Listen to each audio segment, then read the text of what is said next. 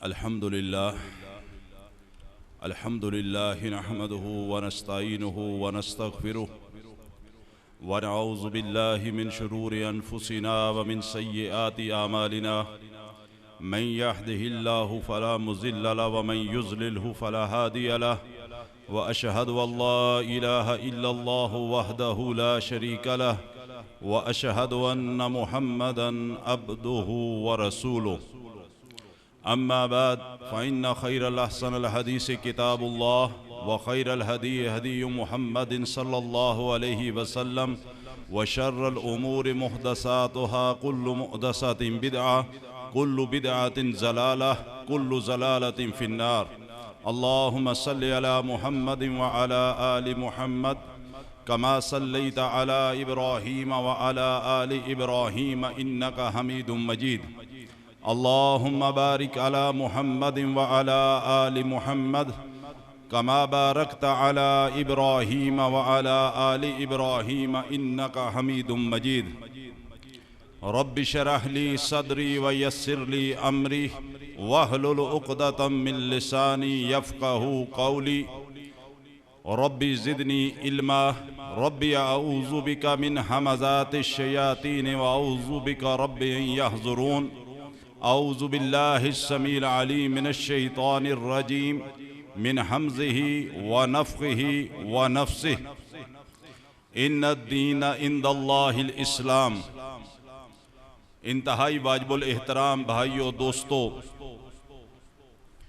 आज यहाँ पर तकरीर करने का मकसद नहीं बल्कि दर हकीकत मैं अपने मेहमान मोहतरम की गुफ्तगू सुनने के लिए हाजिर हुआ था, लेकिन मकामी दोस्त अहबाब के इसरार पर चंद बातें अर्ज़ करना चाहूँगा।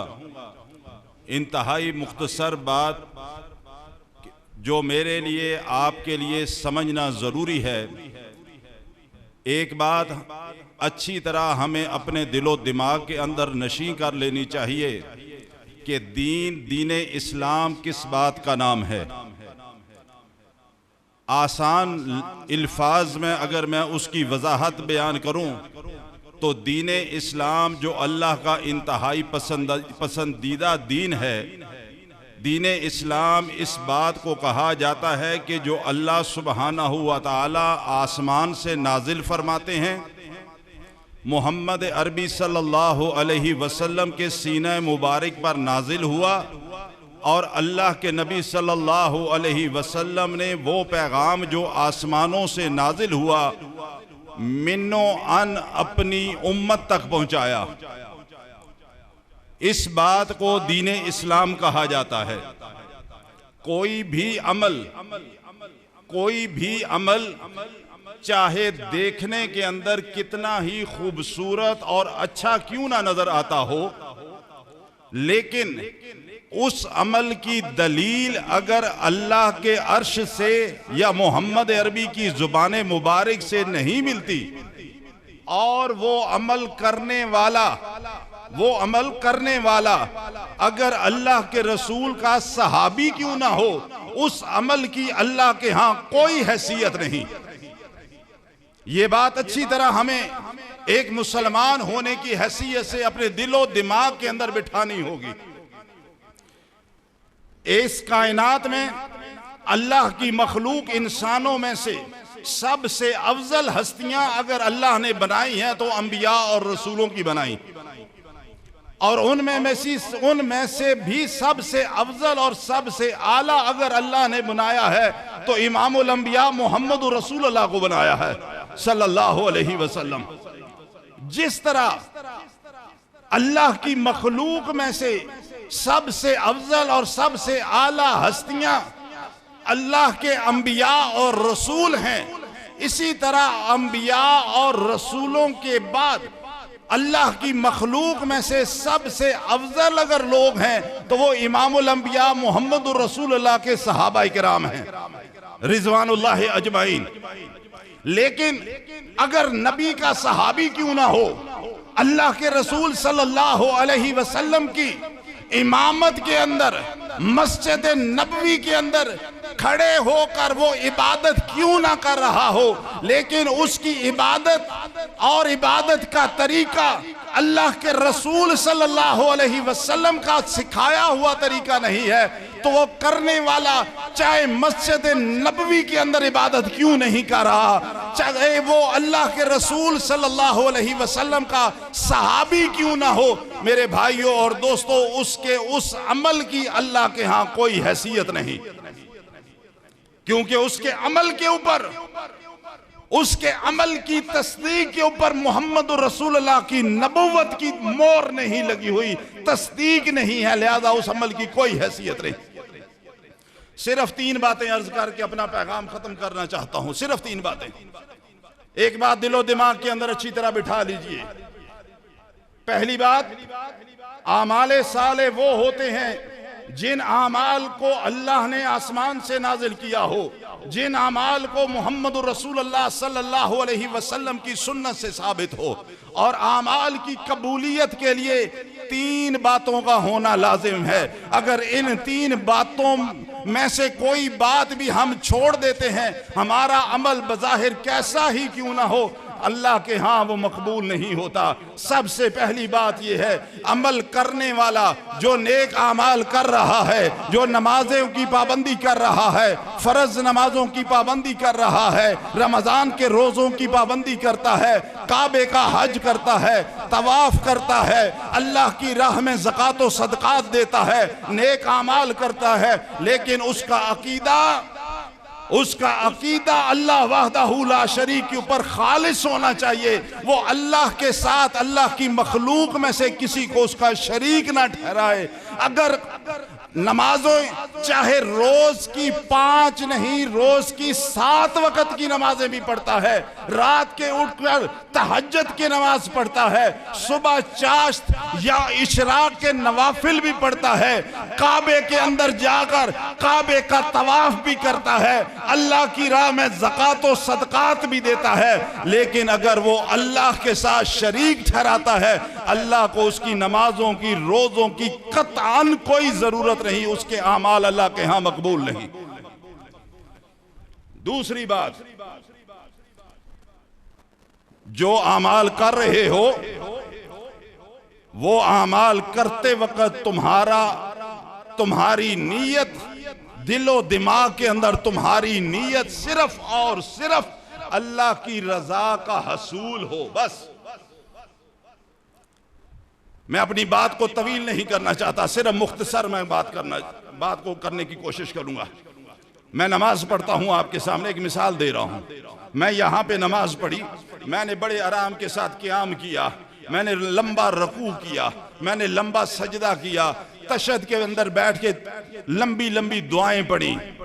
मेरे दिमाग के अंदर, मेरे दिल के अंदर मेरी नीयत ये है कि दूसरे लोग मुझे देख रहे हैं, कहेंगे वाह वाह क्या बात है, मौलवी साहब बड़ी लंबी रकू पढ़ते हैं, बड़ी लंबी तस्बीहात पढ़ते हैं, लोगों में मैं मशहूर हो जाऊं कि मैं तो बड़ी खुशू खजू से नमाज पढ़ता हूं, बड़े लंबे लंबे सजदे करता हूं, लंबा क़याम करता हूं, हाथ उठा के लंबी दुआ मांगता हूं, लेकिन मेरे दिमाग के अंदर, मेरे दिल के अंदर नीयत ये है कि ताकि लोग मुझे, मेरी तारीफें करें, मैं अल्लाह की राह में ज़कात खर्च करूं, गरीबों की मदद करूं, बेवाओं के साथ मोहब्बत वाला मामला करूं, लोग मुझे कहें कि वाह वाह बड़ा सखी है, अल्लाह की राह में बड़ा खर्च करता है। अल्लाह की कसम, ये नमाज, ये सखावत, ये अल्लाह की राह में करने वाले काम जो मैं दुनिया को दिखाने के लिए कर रहा था, कल क़यामत के दिन अल्लाह एक ज़र्रे के बराबर भी मुझे सवाब और अजर नहीं देगा, बल्कि ये सारे आमाल मुझे जहन्नम का ईंधन बना देंगे। आमाल की कबूलियत का दारो मदार इंसान की नीयत के ऊपर है। तुम्हारी नीयत क्या है? तुम अल्लाह की रजा के लिए लंबी नमाजें पढ़ते हो, अल्लाह की रजा के लिए गरीबों के साथ ताअवुन करते हो, यतीमों की कफालत करते हो। तुम्हारी नीयत ये होनी चाहिए कि कोई मुझे देख रहा है या नहीं देख रहा, लेकिन मेरा अल्लाह मुझे देख रहा है। मैं ये आमाल इसलिए कर रहा हूं कि मैं अपने अल्लाह को राजी करना चाहता हूं। तीसरी और आखिरी बात, जो मैंने शुरू में भी कही, जो अमल करने जा रहे हो वो अमल करते वक्त तरीका इमामुल अंबिया मोहम्मद रसूलुल्लाह का होना चाहिए, अपनी मर्जी का नहीं, जिसको मैं अच्छा समझता हूं उस तरीके के मुताबिक नहीं। एक छोटी सी मिसाल 5 मिनट में लूंगा, एक छोटी सी मिसाल देके अपनी बात को समझाने की गर्ज से आपको। मैं और आप, चाहे हमारा ताल्लुक किसी भी मकतबा फिक्र के साथ है, मैं अपने आप को सल्फी कहलाता हूं, अल्हम्दुलिल्लाह अहले हदीस कहलवाता हूं, चाहे किसी का ताल्लुक देवबंद मसलक के साथ हो, किसी का ताल्लुक बरेलवी मकतबा फिक्र के साथ हो, हर बंदा अपने तौर पे इबादत करता हुआ नजर आता है। और जब भी किसी मुसलमान से ये बात कही जाए कि मेरे प्यारे भाई ये आप जो आमाल कर रहे हैं इसके करने का मकसद क्या है, क्यों करते हैं, रात पूरी जिक्र अज़कार की महफिलें बर्पा करते हैं, अपने घर में लोगों को इकट्ठा करके परेशानियां दूर करने के लिए कुरान मजीद का खत्म करवाते हैं, कोई फौत हो जाता है कुरान मजीद का खत्म करवाया जाता है और कहा जाए मेरे भाई क्यों करते हैं, तो वो कहते हैं कि इसमें हरज क्या है, कुरान ही तो पढ़ा है ना। या फिर दूसरी बात ये कही जाती है कि मैं इसलिए ज्यादा जिक्र अज़कार करता हूं कि मैं बड़ा गुनाहगार हूं, मैं चाहता हूं कि मैं ज्यादा से ज्यादा अल्लाह की इबादत करूं, अल्लाह ताला मुझसे राजी हो जाए, अल्लाह ताला मेरे गुनाह माफ कर दे और अपनी रहमत के साथ मुझे अपनी जन्नत के अंदर दाखिल फरमा दे। आप किसी मुसलमान से बाहर निकल के पूछ लें, वो यही जवाब देगा कि मैं चाहता हूं कि मेरा अल्लाह मुझसे राजी हो जाए। हर मुसलमान इस नीयत को ज़हन के अंदर रख के अमाल करता है। और मेरे भाई मैंने शुरू में एक बात कही कि कोई भी अमल अगर अल्लाह के नबी सल्लल्लाहु अलैहि वसल्लम के हुक्म और तरीके के खिलाफ हो, वो अमल करने वाला चाहे नबी का सहाबी क्यों ना हो और वो अमल चाहे मस्जिद नबवी के अंदर क्यों ना वो सहाबी कर रहा हो, अगर मोहम्मद रसूलुल्लाह की नबुव्वत की तस्दीक की मोहर नहीं लगी हुई, अल्लाह के यहां उसके अमल की कोई हैसियत नहीं। तीन सहाबा अल्लाह के नबी सल्लल्लाहु अलैहि वसल्लम के हुजरे के में तशरीफ लेकर आते हैं। मोमिनों की मां घर में मौजूद है, अम्मा आयशा रजी अल्लाह ताला अन्हा। सहाबा ने अल्लाह के रसूल के बारे में दरियाफ्त किया। अम्मा जी फरमाती हैं अल्लाह के रसूल सल्लल्लाहु अलैहि वसल्लम घर में मौजूद नहीं है। सहाबा ने सवाल किया, अम्मा जी अल्लाह के रसूल बाहर जो भी काम करते हैं हम देखते हैं, अल्लाह के रसूल की इबादत का तरीका हम देखते हैं, बाहर के मामलात हम देखते हैं, जिस तरह अल्लाह के रसूल सल्लल्लाहु अलैहि वसल्लम अमल करते हैं हम अपनी जिंदगियां भी उसी तरह बनाने की कोशिश करते हैं।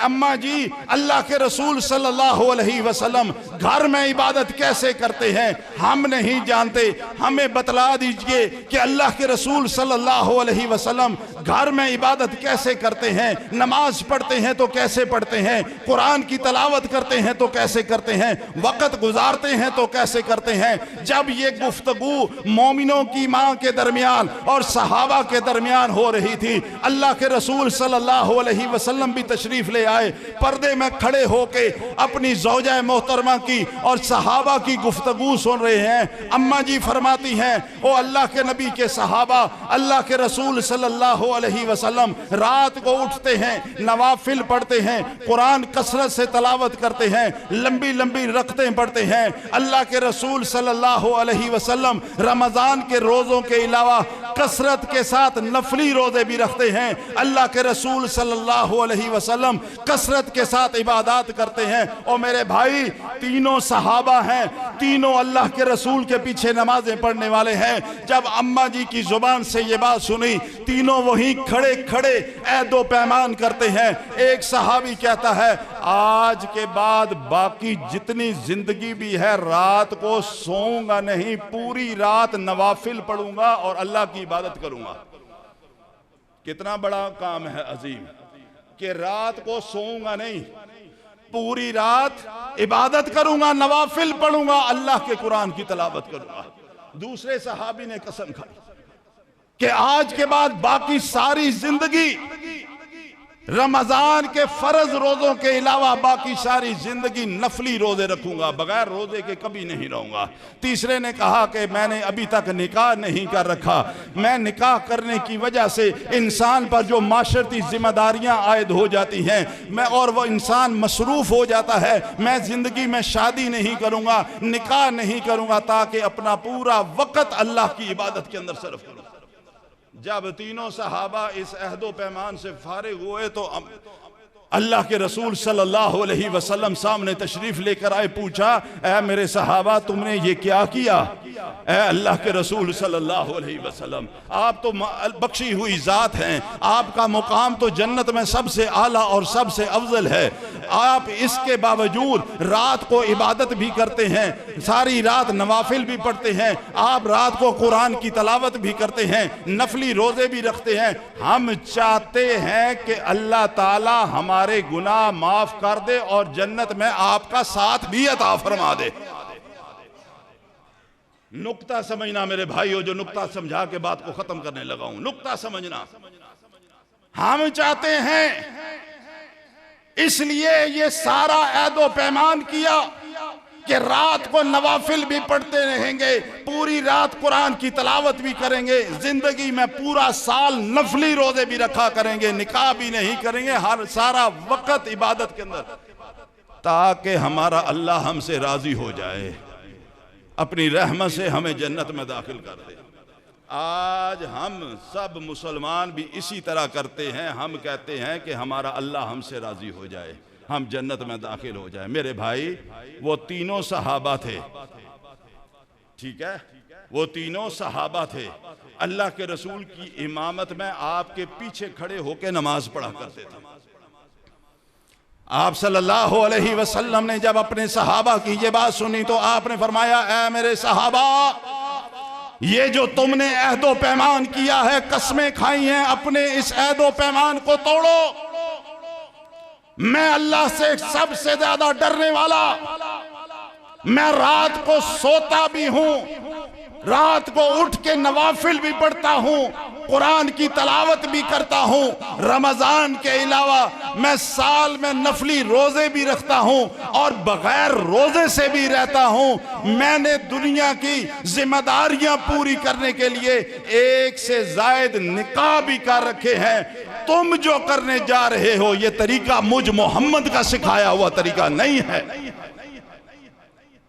और जो तरीका, जो इबादत अल्लाह के रसूल सल्लल्लाहु अलैहि वसल्लम की बताई हुई नहीं है, वो करने वाला सहाबी रसूल क्यों ना हो, अल्लाह कबूल नहीं करता। जिंदगी में एक असूल बना लो, अल्लाह की तौफीक से जो भी इबादत करते हो, तीन बातों को मद्देनजर रखो। सबसे पहले, जिंदगी में कभी अल्लाह वहदहू ला शरीक के साथ शिरक न करना।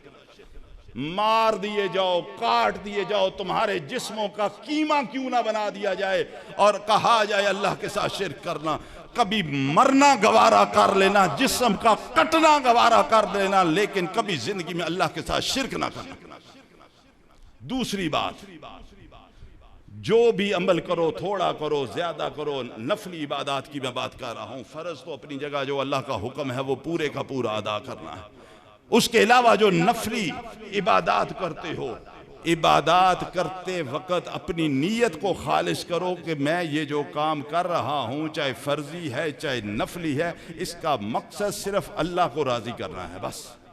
और तीसरी और आखिरी बात, अमल वो करो क्योंकि अमल साले, नेक अमल वही होता है जिसके करने का हुक्म अर्श से रब ने दिया हो और अमल करते वक्त तरीका मोहम्मद रसूलुल्लाह वाला हो सल्लल्लाहु अलैहि वसल्लम। इन तीन बातों का ख्याल करोगे तो अल्लाह से उम्मीद है इंशाअल्लाह, बल्कि अल्लाह की ज़ात पे यकीन है, अल्लाह ताला अपनी रहमत से हमारे गुनाहों को दरगुजर फरमा देगा और हमारी बख्शिश का सबब पैदा फरमा देगा। अल्लाह से दुआ है अल्लाह मुझे भी और आपको भी अमल की तौफीक अता फरमाए। व आखिर दाना अल्हम्दुलिल्लाह।